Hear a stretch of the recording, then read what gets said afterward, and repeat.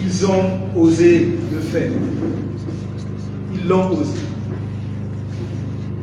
Abandonner des dizaines de compatriotes qu'ils avaient laissés piégés par les éboulements à la falaise de Santou-Marchand. Après les premiers éboulements survenus le 5 novembre 2024 à 11 h, pour aller fêter le 42e anniversaire de l'accession au pouvoir du président national de leur parti, le RDPC. On aurait pu épargner les vies humaines perdues de la République, chef de l'État, chef des armées, M. Paul Biya. Si depuis son retour au pays, il a pu recevoir, d'après ce qu'on nous a fait voir, un diplomate étranger en fin de séjour, pourquoi n'a-t-il pas dit un mot, fait un communiqué plusieurs jours après le drame, alors que des dizaines de ses compatriotes restent ensevelis et abandonnés à une issue fatale?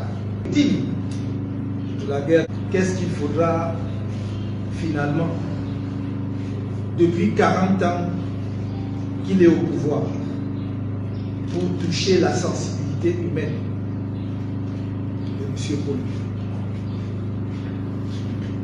Il s'est montré froid et distant face aux Camerounais victimes de la guerre contre Boko Haram. Les populations des régions anglophones du nord-ouest et du sud-ouest plongées dans la guerre civile.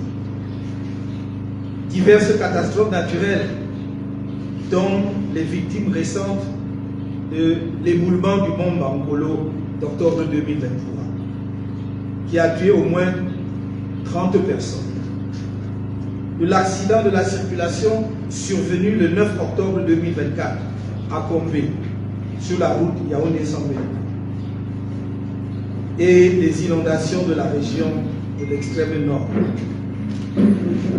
Même aux courageux militaires et éléments des forces de sécurité nationales tombés champ de bataille, il a refusé ostensiblement de montrer la moindre émotion, empathie ou chaleur humaine. Sans sépulture, crie encore sous les décombres du train fou des Eka du 21 octobre 2007.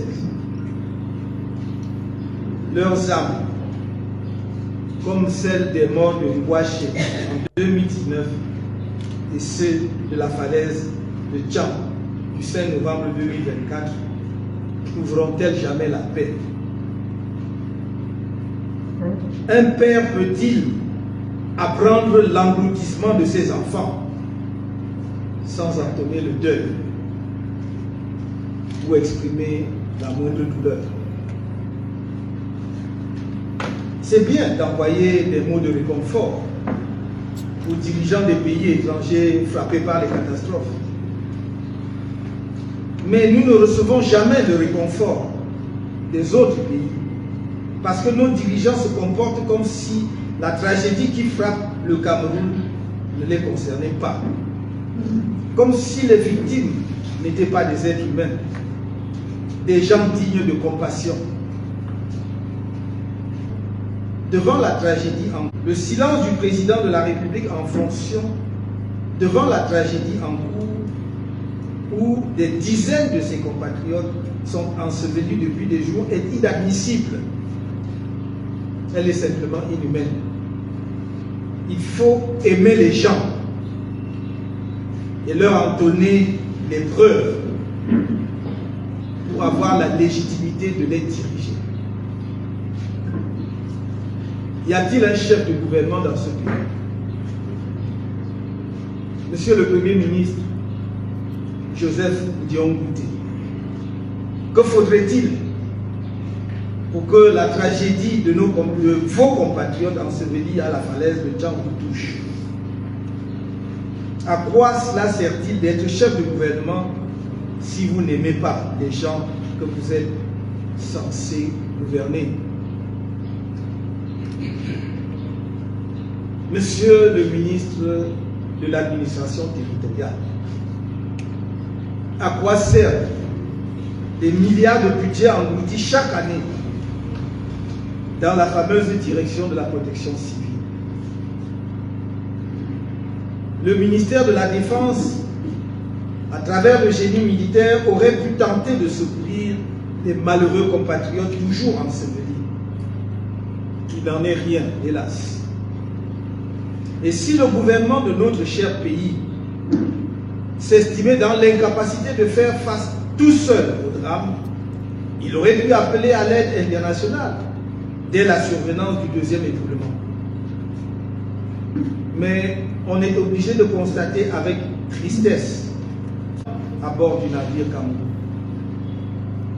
Le peuple est abandonné à lui-même.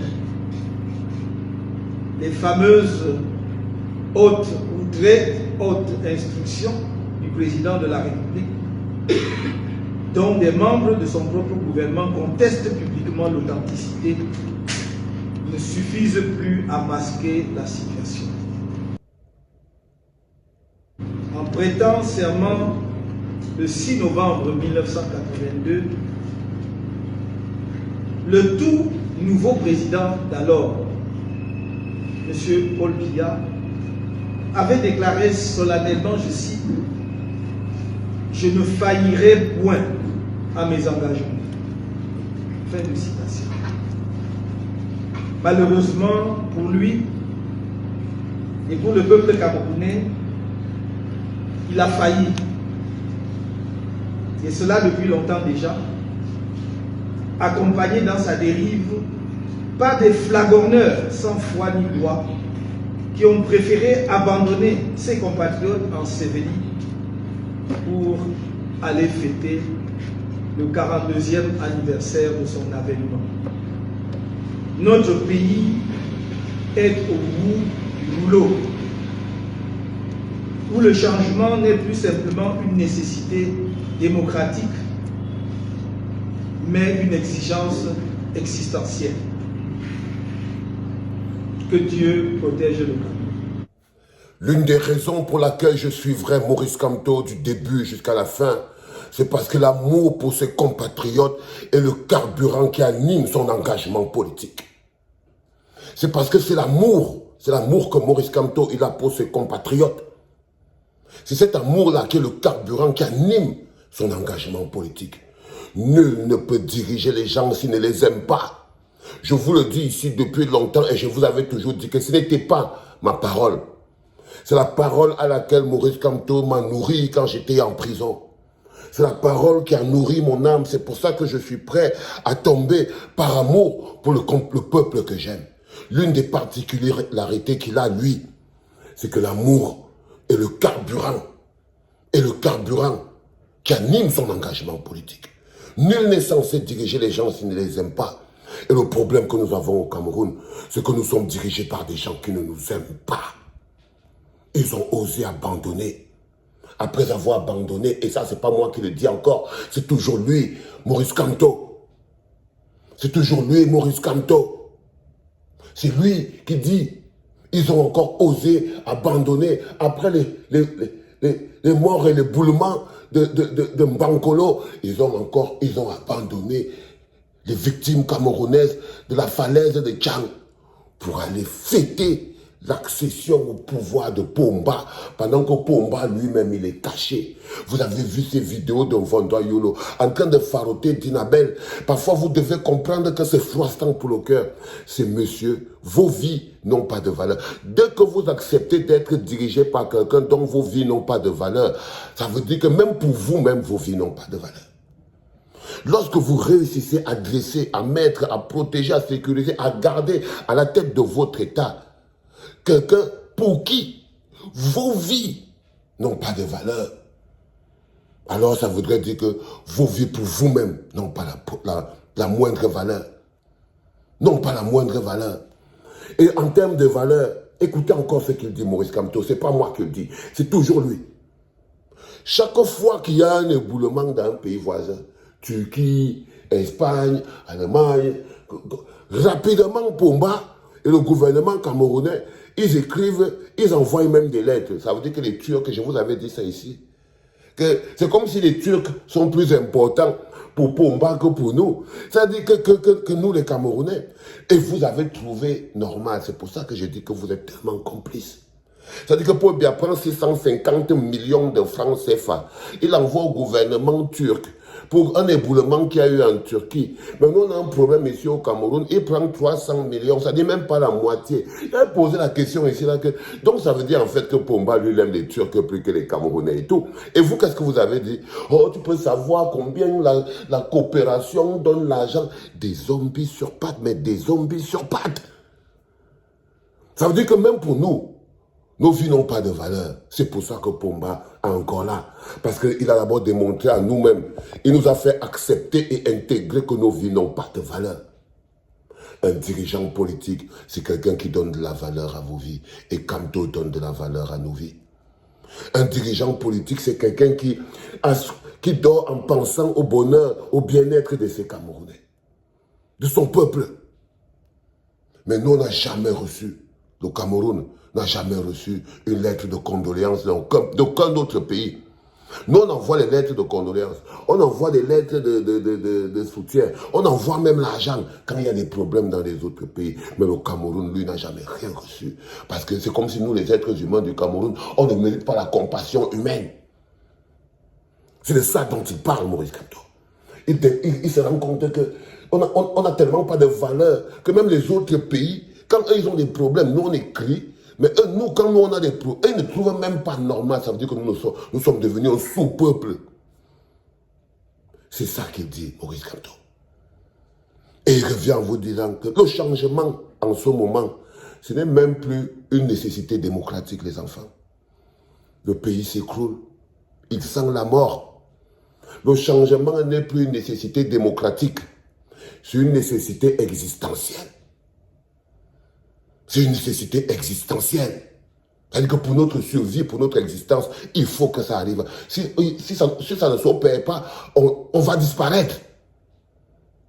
Avec notre bénédiction. Avec notre propre bénédiction, les enfants. Il était important que nous arrivions à ce point-là pour que chacun se retrouve face à sa propre responsabilité. Et il termine par disant que Dieu bénisse le Cameroun. Partage, frère, c'est ta vie. C'est ta vie. Ce sont nos vies. Ce sont nos vies.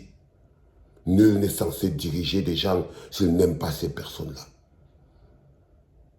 Que Dieu bénisse le Cameroun, les enfants. C'était papa.